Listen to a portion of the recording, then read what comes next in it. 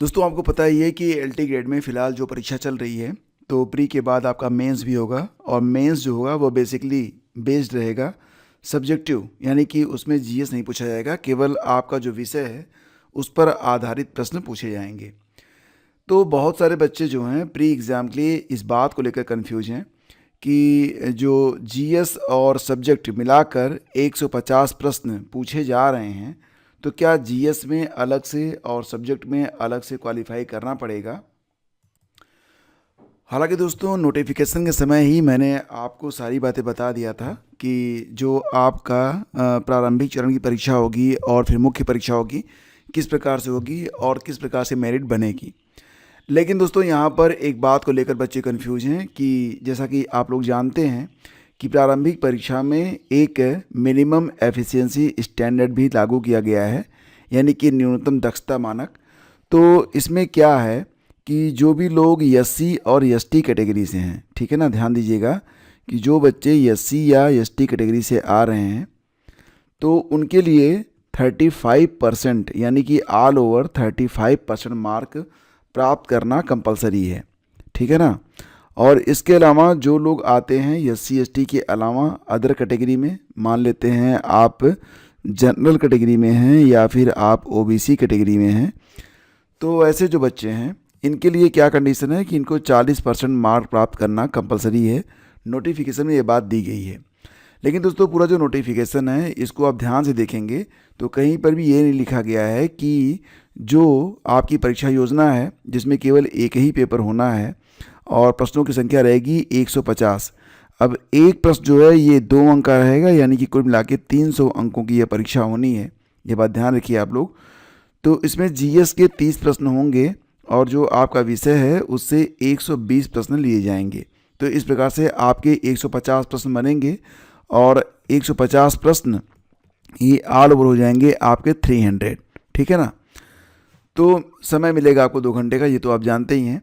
तो इसमें ये कहा गया है कि जो आपकी मेरिट बनेगी वो जोड़कर ही बनेगी, ठीक है ना। मतलब ये नहीं है कि आपको जीएस में और सब्जेक्ट में अलग अलग क्वालिफाई करना है। आपको ये जो 35% for SC ST and for general OBC other category जो 40% का यहाँ पर लगाया गया है मानक, तो इसमें क्या है, इसमें बस यही है कि आपको ऑल ओवर, यानी कि अगर हम बात करें यहाँ पर, जैसे मान लेते हैं कि आप एससी एसटी कैटेगरी के बच्चे हैं, तो ऐसे में 300 अंक जो निर्धारित किए गए हैं उसमें 105 नंबर लाना आपके लिए ज़रूरी है। मैं अंक की बात कर रहा हूँ, डायरेक्टली आप समझ लीजिए। इसके अलावा जो ओबीसी हैं या फिर एससी जनरल कैटेगरी के हैं, जो ओबीसी हैं या फिर जनरल कैटेगरी से हैं, उनके लिए जो क्राइटेरिया है उनको 300 नंबर में 120 नंबर लाना ज़रूरी है। तो अगर आप ये जो निर्धारित अंक है 105 अंक या फिर 120 अंक, इससे कम नंबर आप प्राप्त करते हैं अपनी कैटेगरी के मुताबिक, तो फिर आप बाहर हो जाएंगे। जो मेरिट बनेगी उस मेरिट लिस्ट में आप शामिल नहीं होंगे। तो ये जो अंक हैं इसके ऊपर ही अंक अगर आप प्राप्त करते हैं तो ही जो मेरिट सूची बनाई जाएगी उसमें आप शामिल किए जाएंगे। हालांकि दोस्तों आप ये भी जानते हैं कि मुख्य परीक्षा में केवल 15 गुना बच्चों को ही कॉल किया जाएगा। तो मुख्य परीक्षा में 15 गुना लोग बुलाए जाएंगे, तो जो मेरिट है, जो सूची यहाँ पर दर्ज होगी, तो इस सूची में जिन लोगों का नाम रहेगा, इस सूची में उन्हीं का नाम रहेगा जिनके अंक निर्धारित 105 अंक for SC ST and for other category 120 अंक से ऊपर हैं, उनका नाम इसमें रहेगा। तो टॉप टू बॉटम मेरिट बनाई जाएगी, यानी कि सबसे ऊपर से सबसे नीचे तक मेरिट जो है चलेगी। और 15 गुना जितने मेरिट पर बच्चे हो जाएंगे बस उतने ही बच्चे लिए जाएंगे, बाकी लोगों को बाहर कर दिया जाएगा, मुख्य परीक्षा में उनको जगह नहीं मिलेगी। तो ये सारी चीज़ें अब आप समझ गए होंगे, यानी कि जो आपकी मेरिट बन रही है वो जीएस की अलग से नहीं बन रही है, सब्जेक्ट की अलग से नहीं बन रही है, दोनों को मिलाकर ही मेरिट बनाई जाएगी। इस नोटिफिकेशन में कहीं पर भी ऐसा नहीं लिखा गया है कि जीएस और सब्जेक्ट की मेरिट जो है वो अलग अलग बनने वाली है। हाँ, ये जो आपका एक कट ऑफ लगाई गई है ये प्री में भी रहेगी और मेंस में भी रहेगी, ठीक है। तो ये आप लोग ध्यान रखिए। और फिलहाल अगर बात करें जीएस के बारे में दोस्तों, तो जीएस के लिए आपका एक पेड बैच चल रहा है और इस पेड बैच में आप लोगों के लिए बहुत ही शानदार तरीके से तैयारी करवाई जा रही है। प्रतिदिन आपको डेली का जो है एक डोज दिया जाता है ताकि आपको लगे कि हाँ कुछ पढ़ा है। इसके अलावा जितने भी आपके यूट्यूब पर लेक्चर हो रहे हैं उनकी पीडीएफ आपको दी जाती है। वीकली टेस्ट भी आपका करवाया जाता है। तो आज भी आपका वीकली टेस्ट है। जो लोग बच्चे हैं पेड ग्रुप में वो जान लें कि शाम तक आपका एक टेस्ट अपलोड होगा और पिछला जो टेस्ट था उसकी आंसर की भी मैं आपको दे दूंगा, ठीक है ना। तो इस प्रकार से आप अपना इवैल्यूएशन कर सकते हैं अगर आप इस ग्रुप में हैं। अधिक जानकारी आपको डिस्क्रिप्शन में मिल जाएगी, वहाँ पर एक लिंक है, क्लिक करके आप जानकारी ले सकते हैं या फिर व्हाट्सएप पर आप हमें हेल्प लिख कर भेज सकते हैं। दोस्तों आगे बढ़ते हैं। अब एक और समस्या है, बच्चे ये भी जानना चाहते हैं क्या कि बहुत सारे बच्चे जो कि स्वास्थ्य शिक्षा अधिकारी में आवेदन करना चाहते हैं वो ये जानना चाहते हैं कि स्वास्थ्य शिक्षा अधिकारी में अभी एक क्वेरी है और बार बार आ रही है। बहुत सारे बच्चों ने MSW का कोर्स किया हुआ है, ठीक है। अब MSW वाले जो हैं क्या वो स्वास्थ्य शिक्षा अधिकारी में शामिल हो सकते हैं? क्या अदर जो सब्जेक्ट हैं जो कि मेंशन किए गए हैं नोटिफिकेशन में उससे इतर विषय से अगर आपने अपना PG किया है तो क्या आप स्वास्थ्य शिक्षा अधिकारी परीक्षा में शामिल हो सकते हैं? देखो दोस्तों, मुख्य बात यहाँ पर यह है कि जो नोटिफिकेशन है उसमें किसी भी इक्विवेलेंट पोस्ट या सब्जेक्ट के बारे में बात नहीं की गई है। यहाँ पर जो बातें लिखी गई हैं उन्हीं विषयों से अगर आप अपने आप को एलिजिबल पाते हैं तो फिर आप अप्लाई कर सकते हैं। बाकी आप पहले जो होता था ना समकक्ष अर्हता, वो चीज़ यहाँ पर लिखी नहीं गई है और इसी बात को लेकर विवाद चल रहा था LT ग्रेड में और अन्य परीक्षाओं में। तो अब समकक्ष अर्हता वाला शब्द ही हट गया है। तो मतलब जिस सब्जेक्ट का नाम इस नोटिफिकेशन में है बस वही लोग आवेदन कर पाएंगे। अब बाकी जो MSW या इसी प्रकार से अन्य कोर्स किए हुए बच्चे हैं क्या वो आवेदन कर पाएंगे? तो सीधा सा जवाब है कि अकॉर्डिंग टू नोटिफिकेशन नो। बाकी आप अपने रिस्क पर आवेदन करना चाहते हैं देन यू कैन, मैं आपको रोकूंगा नहीं। लेकिन यहाँ पर लिखा गया है कि जो पद है स्वास्थ्य शिक्षा अधिकारी, इसमें जो अनिवार्य अर्हता है इसमें क्लियर कट आपको सर बातें बता दी गई हैं। कह रहे हैं कि सीधी भर्ती के लिए अभ्यर्थी के पास किसी मान्यता प्राप्त विश्वविद्यालय से समाज शास्त्र या सामाजिक विज्ञान के किसी विषय में स्नातकोत्तर उपाधि होनी चाहिए। अब दोस्तों बात यहाँ पर यह है कि जैसा कि आप देख पा रहे हैं कि शासन के पत्र संख्या 518 5/10/2024 दिनांक 30 अक्टूबर 2024 के अनुसार अनिवार्य शैक्षिक अर्हता में शामिल सामाजिक विज्ञान के किसी विषय में, यानी कि बात यहाँ पर हो रही है सामाजिक विज्ञान के अंतर्गत उन्होंने जिस विषयों को शामिल किया है उसकी लिस्ट यहाँ पर दी गई है कि सोशियोलॉजी हो या फिर एंथ्रोपोलॉजी हो या फिर साइकोलॉजी हो, सोशल साइकोलॉजी हो, पॉलिटिकल साइंस हो, जियोग्राफी हो, हिस्ट्री हो और इकोनॉमिक, ये 8 विषय यहाँ पर दिए गए हैं। तो मतलब ये है कि इन्हीं 8 विषयों में से अगर आप PG हैं, स्नातकोत्तर हैं, तो ही आप आवेदन कर पाएंगे। बाकी लोग अगर आवेदन करना चाहते हैं तो अपने रिस्क पर कर सकते हैं, इसमें मैं आपको कुछ नहीं कहने वाला हूँ, ठीक है। तो मैं तो बस वही बताऊंगा जो कि नोटिफिकेशन में बात दी गई है, ताकि आगे चलकर आप ये ना कहें सर आपने तो कह दिया था, मैंने आवेदन कर दिया, अब मुझे बाहर कर दिया गया, ठीक है। तो फिलहाल यही है। और दोस्तों आगे बढ़ते हैं, चलते हैं अगली खबर पे। तो उससे पहले अगर आप चैनल पर पहली बार हैं तो आप सब्सक्राइब कर लें, और अगर आप तैयारी कर रहे हैं किसी प्रतियोगी परीक्षा की तो देखो फ्रेंड्स, जब आप जाएंगे ना तो कोर्सेज करके एक टैब आपको मिलेगा चैनल पर। यहाँ पर आप देखेंगे LT grade GIC lecturer class full course, यहाँ यानी कि यहाँ पर आप क्लिक करेंगे तो जितने भी आपका सिलेबस है उसमें टॉपिक वाइज आपको सारी चीज़ें पढ़ा दी गई हैं, यानी कि यही आपका फुल कोर्स है।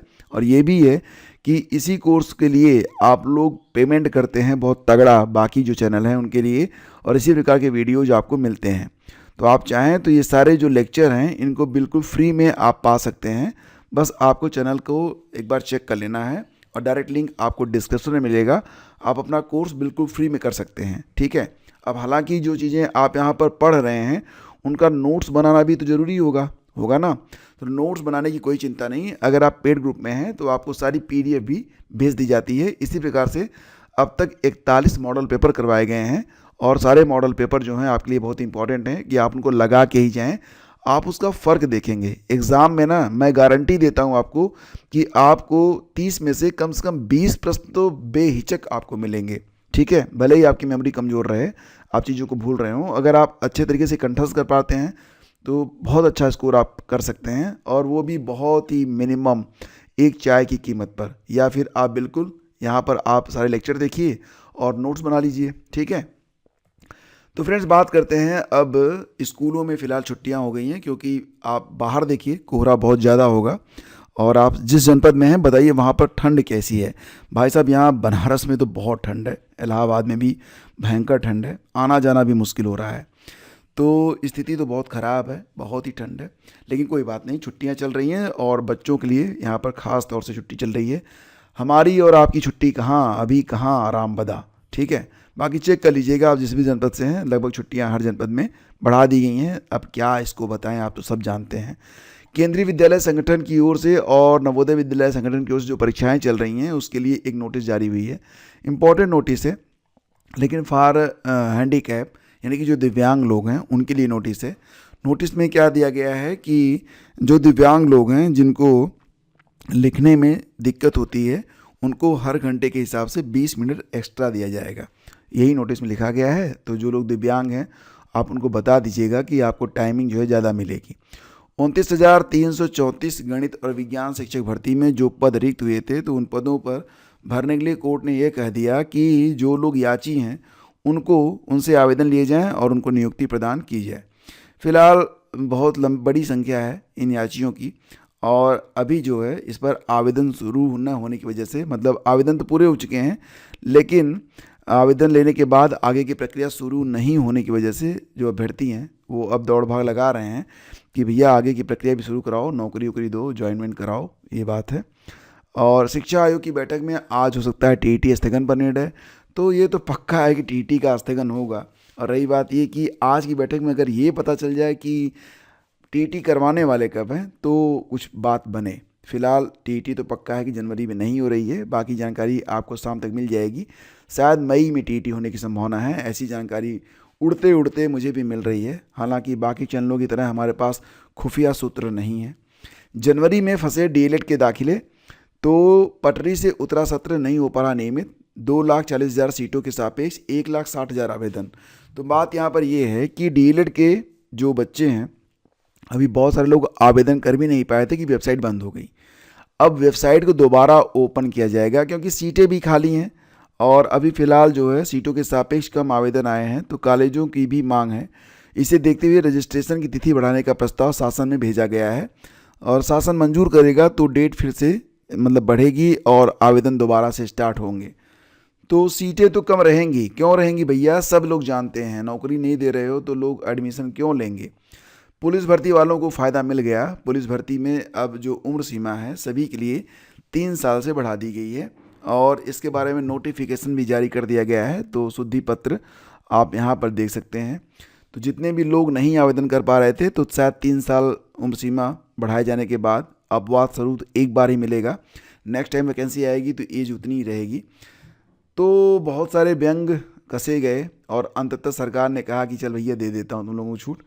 अब देखते हैं कितने लोग युवा हो जाते हैं, कितने लोग सिलेक्शन लेते हैं। तो एनीवे दोस्तों, बात यहाँ पर यह है कि सामान्य श्रेणी ईडब्ल्यूएस के लिए अब जिनका जन्म 2 जुलाई 2000 से लेकर 1 जुलाई 2007 के बीच में हुआ है, आवेदन कर पाएंगे। महिलाओं को 3 साल की छूट और मिल जाती है।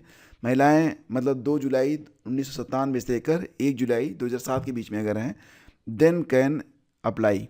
बाकी आप देख लीजिएगा। तो ये सारी नोटिस आपको टेलीग्राम पर जाएगी, सारी जानकारी भी। तो टेलीग्राम चैनल स्टडी विद ज्ञान प्रकाश को ज्वाइन कर लीजिएगा। और देखो फ्रेंड्स, अगर आप फेसबुक यूज़ करते हैं तो फेसबुक पर भी फॉलो कर लीजिए। फेसबुक पर भी आपका पेज है स्टडी विद ज्ञान प्रकाश, फॉलो करना मत भूलिएगा। डायरेक्ट लिंक आपको पहले कमेंट में मैं दे दूंगा। देखते हैं कितने लोग फॉलो करते हैं। Thank you, have a great day, जय हिंद।